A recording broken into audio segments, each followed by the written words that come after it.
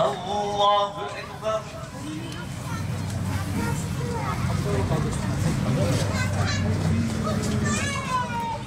أو أخطأنا ربنا ولا تحمل علينا إصرا على القوم الكافرين. صدق الله العظيم. أعوذ بالله من الشيطان الرجيم.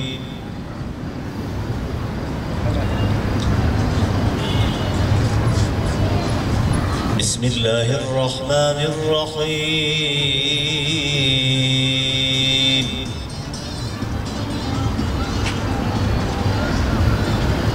سبحان الذي أسرى بعبده ليلا من المسجد الحرام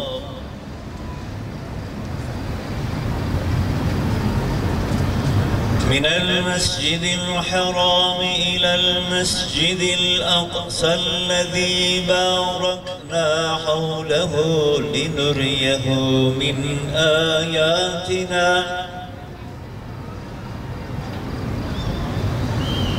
إنه هو السميع البصير. Bu zulme surlar yakıldı sandım, yakıldı yüreğim, Yasin'e yandım. Bir İsmail olup Hakk'a adandım, küçük yüreğinle ey ana kurban, küçük yüreğinle ey ana kurban. Bir İsmail olup Hakk'a adandım, küçük yüreğinle ey ana kurban, küçük yüreğinle ey ana kurban.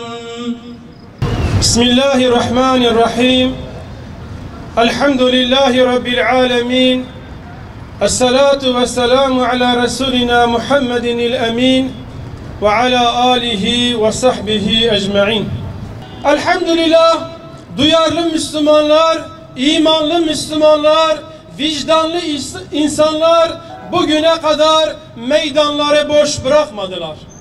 Aksa tufanından beridir elhamdülillah dünyanın birçok yerinde iman sahibi ve vicdan sahibi insanlar Gazze'nin mazlumiyetini, Gazze'nin çektiği zorlukları, Gazze'nin acılarını, Gazze'nin haklı direnişini dünyaya duyurma adına özellikle sağır olmuş, kör olmuş, lal olmuş 57 İslam ülkesinin liderlerine seslerini duyurmak için meydanları doldurdular.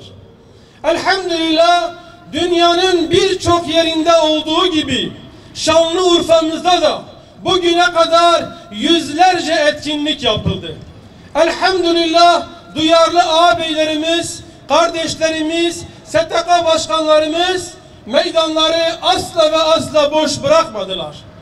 Hemen hemen her hafta, her ay onlarca etkinlik bu meydanlarda yapıldı. Elhamdülillah bizler vatandaş olarak üzerimize düşen görevleri yerine getirmek adına adımlar atıyoruz. Ama ne yazık ki bu Müslüman halkın, bu vicdan sahibi halkın bu sesini, bu meydanlarda yükselen sesi idarecilerimize ulaştıramadık. Gazze'de 100.000'den fazla şehidin kanı İslam ülkelerinin liderlerinin gözlerini açamadı. Kulaklarındaki perdeyi yırtamadı. Dillerindeki düğümü maalesef çözemedi. Bir şehir yerle bir edilmesine rağmen annesinin kucağındaki bebekler paramparça edilmesine rağmen bir damla suya, bir lokma ekmeğe muhtaç olmalarına rağmen ve her gün bu manzaraları televizyonlarda, sosyal medyalarda seyretmelerine rağmen, görmelerine rağmen meydanlarda duyarlı halk, bunu en yüksek perdede dile getirmesine rağmen maalesef İslam ülkelerinin liderleri, başımızdaki yöneticilerin bir türlü harekete geçiremedik, onları duyarlı hale getiremedik, gönlümüze su serpecek, yüreğimizi rahatlatacak adımlar attıramadık.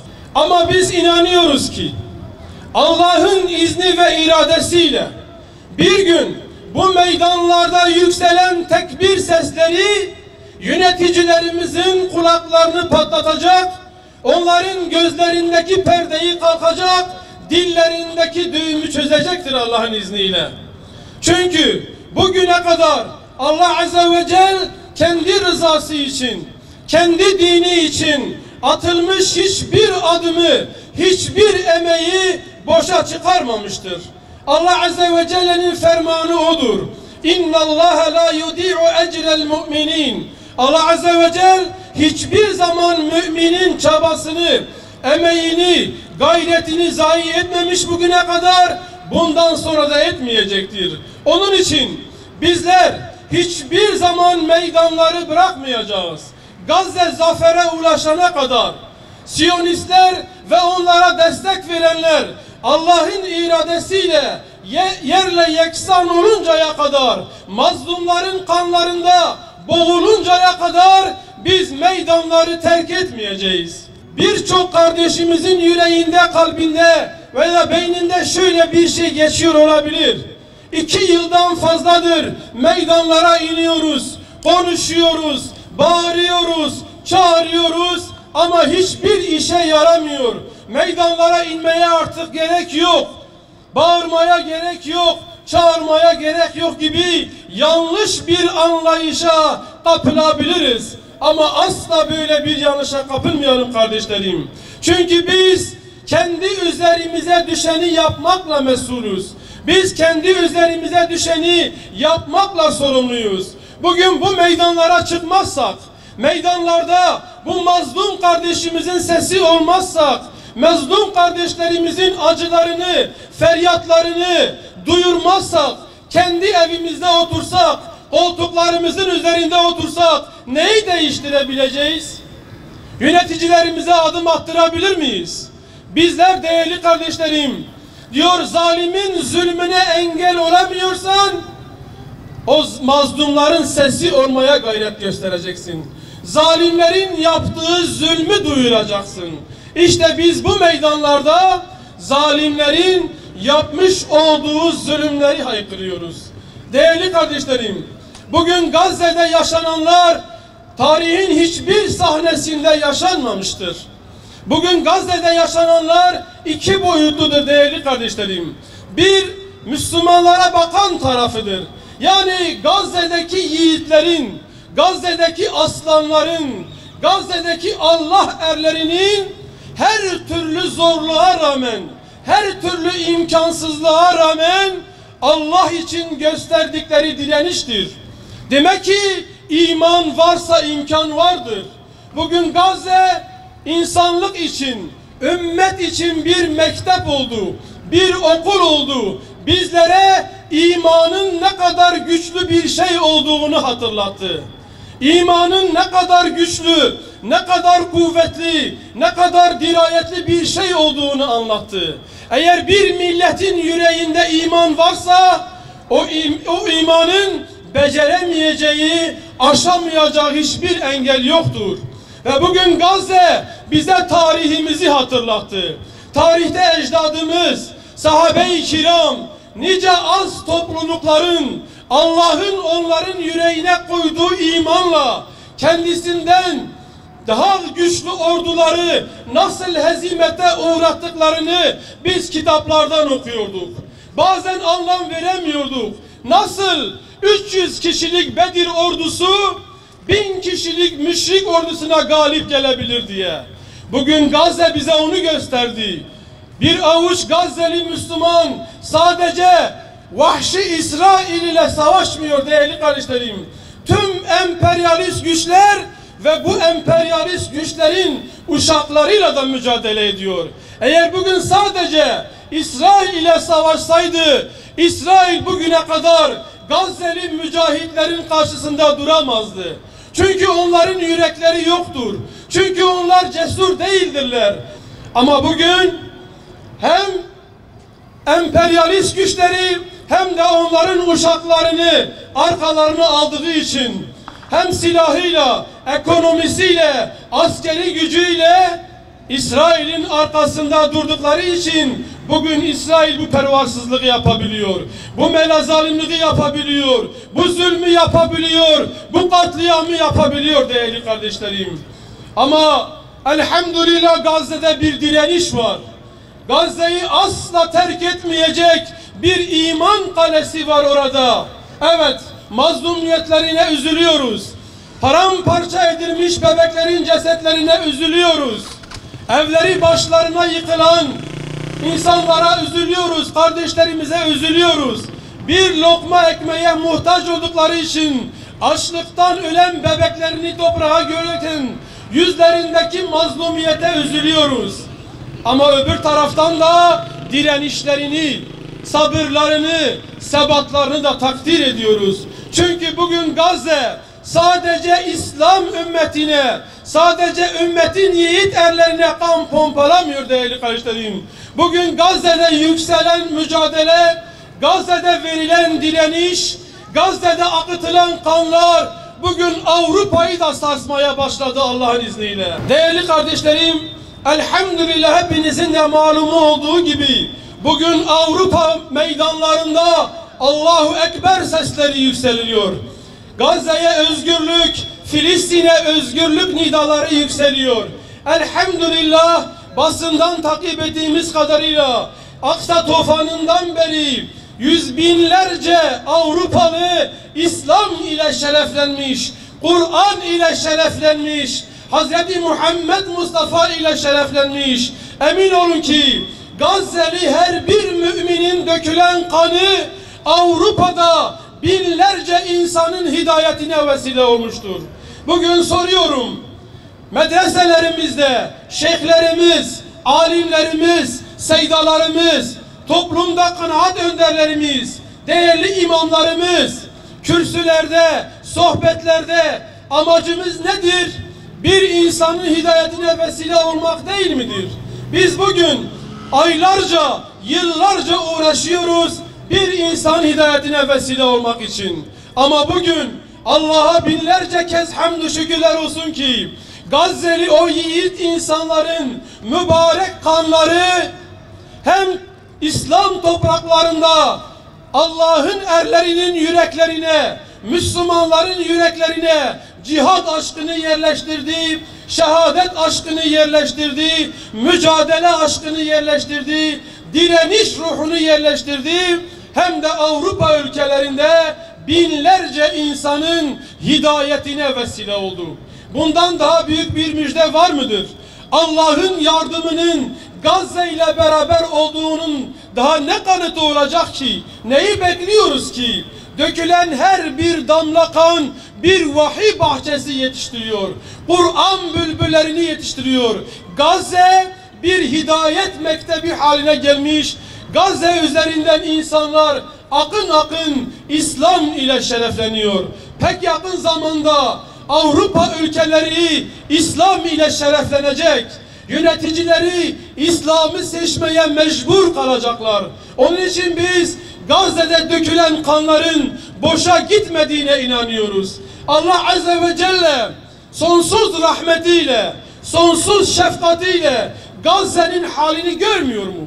Biz bugün Gazze'yi görüyoruz da, Gazze'nin mazlumiyetine üzülüyoruz da, Gazze'nin mazlumiyeti gözlerimizde yaş akıtıyor da, merhametlilerin en merhametlisi olan, alemlerin Rabbi olan Allah Gazze'yi görmüyor mu? Ama Allah Azze ve Celle'nin Gazze üzerinde bir planı var, bir hesabı olduğuna inanıyoruz. Yoksa merhametlerin en merhametlisi olan Allah çoktan oraya müdahalesini yapmıştı değerli kardeşlerim. Evet, diyeceksiniz ki bu kutlu dava için, bu kutlu mesaj için, bu kutlu yol için neden Allah Gazze'yi seçti? İşte Gazze ve Gazze halkı bunu da bize gösterdi. Neden Allah ümmetin direnişi için, Avrupa'daki insanların İslam'la şereflenmesi için neden Allah Gazze'yi seçti? İşte bugün Gazze'nin o yiğit erleri, Gazze'nin o mümin halkı, Allah'a teslim olmuş halkı da bize bunu gösterdi. Bakın değerli kardeşlerim, bugün Gazze'de yaşananlar basit bir olay değildir. Bir halk düşünün, şu anda bir halk düşünün. Bir ay sonra kış mevsimine gireceğiz. Bir halk düşünün değerli kardeşlerim, bütün evleri başlarına yıkılmış. 100.000'den fazla şehit vermiş. Bir lokma ekmeğe muhtaç olmuş. Bir damla suya muhtaç olmuş. Bir tane ilaca muhtaç olmuş. Kendi bebelerini açlıktan öldükleri için toprağa gömmüş. Açlıktan ölmeyenlerin kucaklarında kemikleri gözükecek kadar zayıflaşmış.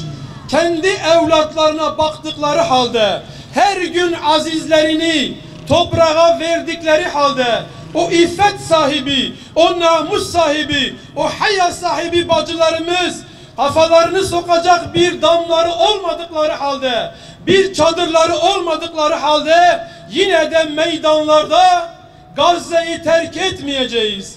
Allah'ın bizim için çizmiş olduğu kadere rıza göstereceğiz. Ya Rabbi, sen razı olana kadar bizden al. Biz asla zalimlere teslim olmayacağız. Kur'an'ın bayrağını indirmeyeceğiz. Müslümanların şerefini, izzetini ve namusunu yerle bir etmeyeceğiz. Zalimleri Gazze'yi terk ederek sevindirmeyeceğiz. Bu mesajı meydanlarda annelerimiz, bacılarımız, dedelerimiz veriyor. Bu mesajı meydanlarda küçücük yavrularımız Gazze sokaklarında veriyor. İşte Gazze'nin yiğit evlatları bunlar değerli kardeşlerim. Gazze üzerinden biz çok mesaj aldık. Gazze bize şunu gösterdi ki Allah'a teslim olmak, Allah'a bağlı olmak, mümin olmak, Müslüman olmak öyle kolay bir şey değil. Lafla söylenecek, sözle söylenecek bir durum değil. Bu bir ispat ister. İşte Gazze'li yiğitler hasbunallah ve ni'mel vekil derken bunu pratikte gösterdiler değerli kardeşlerim. Değerli kardeşlerim, Allah Azze ve Celle Kur'an-ı Azimuşşan'da şöyle ferman buyurur. İzzet Allah'ındır, peygamberinindir ve müminlerindir. Evet, tarih boyunca müminler hep izzet sahibi olmuşlardır. Şeref sahibi olmuşlardır. Çünkü niye? Ümmetin başında izzet sahibi, onur sahibi, şeref sahibi yöneticiler vardı da ondan. Evet, bugün bir Selahaddin Eyyubi'yi, bir Hazreti Ömer'i, Hazreti Ali'yi, Abdülhamid Han'ı ve daha nice ecdadımızın o yiğit kahramanları ümmetin başındayken ümmet izzetini korumuştu. Ama maalesef ne zaman ki yöneticilerimiz zillet elbisesini giymeye başladı, ne zaman ki yöneticilerimiz zillet elbisesine bürünmeye başladı, o zaman ümmet böyle suyun üzerindeki çerçöp haline geldi. Denizin suyunun küpürdüğü küpük haline geldi. Özlüyoruz artık ümmetin kahraman evlatlarını, ümmetin yiğit komutanlarını, ümmetin cesur liderlerini, ümmetin cesur alimlerini meydanlarda görmek istiyoruz. Değerli kardeşlerim, biz izzeti, şerefi ve onuru Allah'a bağlılıkta gören bir ümmetiz. Bizim şerefimiz, bizim izzetimiz, bizim mukaddesatlarımızdır. Eğer bugün mukaddesatlarımız zalimlerin çizmeleri altında eziliyorsa o zaman ümmetin izzetinden, şerefinden bahsetmeye gerek yok. Onun için değerli kardeşlerim, bütün bu olanlara karşı biz ne yapabiliriz? Değerli abilerim, her derdin bir dermanı vardır. Her sorunun bir çözümü vardır. Bugün başta Gazze olmak üzere tüm İslam ümmetinde yaşanan sorunların kaynağını hepimiz biliyoruz. Çok değerli abilerimiz, seydalarımız, başkanlarımız, hocalarımız defalarca bu meydanlarda çözüm önerileri sunmuşlardır. Bunun tek bir çözümü var değerli kardeşlerim. Tek bir derdi var, tek bir dermanı var. Bu derdin tek bir dermanı var. O da ümmetin birliği, beraberliği ve kardeşliğidir. Emin olun yıllardır zalimler aramızı bozmak, aramıza tefrika koymak için bizi binlerce parçaya bölündüler. Aramıza ırkçılığı koydular, aramıza mezhepçiliği koydular, aramıza şuculuğu, buculuğu koydular. Bizi binlerce parçaya böldüler. İki Müslüman yan yana geldiğinde birbirine düşman gibi bakmaya başladı. Bizler Müslüman kardeşlerimize karşı zalimlerin haberleriyle yorum yapmaya başladık. Zalimlerin gözüyle kardeşlerimize bakmaya başladık. Zalimlerin diliyle kardeşlerimiz hakkında konuşmaya başladık. Evet, bu halimiz devam ederse değerli kardeşlerim, biz daha çok bu meydanlarda Gazze'yi ve daha nice Gazze'leri konuşacağız. Emin olun ki şu anda Gazze'li yiğitlerin mücadele verdiği o zihniyet, Siyonizm zihniyetinin sadece Gazze ile sınırlı kalacağını asla düşünmeyelim. Çünkü onların en büyük hedefi Türkiye topraklarıdır, Türkiye. Hiçbir zaman zannetmeyelim ki o zalimler buraya musallat olmayacak. Emin olun yeri geldiğinde, zamanı geldiğinde o zalimler buraya musallat olacak. İşte o günü yaşamadan başka diyarlarda Türkiye'li Müslümanların acıları, Türkiye'li Müslümanların çocuklarının parçalanmış bedenlerini, evlerimizin yıkılışını, susuzluğa ve açlığa mahkum kalışımızı, başka meydanlar bizim acılarımızı haykırmadan gelin biz bugün Gazze'nin acısını dilendirelim. Gazze'nin acısına son verelim. Gazze'ye karşı duyarlı olalım. İşte bunun da tek yolu kardeşlerim, Müslümanların birliği, beraberliği, kardeşliğidir. Meşrebimiz ne olursa olsun, mezhebimiz ne olursa olsun, bugün ümmetin ortak bir derdi var. Bu ortak payda bir araya gelmek, kardeşliğimizi güçlendirecek adımlar atmak, birbirimizi ziyaret etmek, birbirimizin derdiyle dertlenmek, bir binanın tuğlaları gibi birbirimize sırt vererek bu zalimlere ancak bu şekilde cevap verebiliriz. Allah Azze ve Celle hepinizden razı olsun. Ya Rabbel Alemin, şehit Şeyh Ahmet Yasin'in duasıyla ey Rabbimiz gücümüzü topla, zaafımızı gider ve mümin kullarına yardım et. Gücümüzün azlığını, imkanlarımızın yetersizliğini ve insanlara karşı zaafımızı sana havale ediyoruz. Sen mustazafların Rabbisin. Sen bizim Rabbimizsin. Düşmanlarımıza karşı bize yardım et. Allah'ım, akıtılan kanlar, dokunulan ırzlar, yetim bırakılan çocuklar, oğlunu yitirmiş anneler, dul kalmış kadınlar, yıkılmış evler, parçalanmış cesetler ve ifsad edilmiş etkinler aşkına sana şikayette bulunuyoruz. Gücümüz dağıldı, birliğimiz bozuldu, yollarımız ayrıldı. Halkımızın zaafını ve ümmetimizin Filistin'e ve Gazze'ye yardım edip düşmanı yenmedeki azmini sana şikayet ediyoruz. Ey Rabbimiz Allah'tır dediği için eza ve cefa gören, zulmedilen, yurtlarından sürülen, katliama uğrayan mazlumların, muzdazafların Rabbi, yalnız sana sığınıyor ve yalnız senden yardım diliyoruz.